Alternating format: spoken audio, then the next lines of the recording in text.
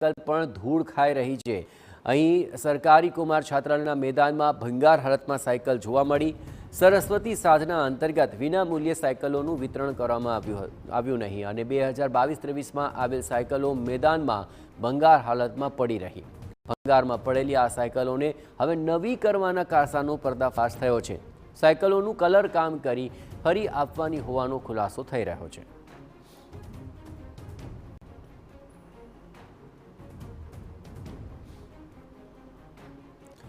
તો આ બંને તસવીરોમાં આપ જોઈ રહ્યા છો। એક તરફ ગીર સોમનાથની અંદર ભંગાર હાલતમાં આ સાયકલો પડી રહી। આબોજ ઘાટ દાહોદની અંદર પણ જોવા મળ્યો।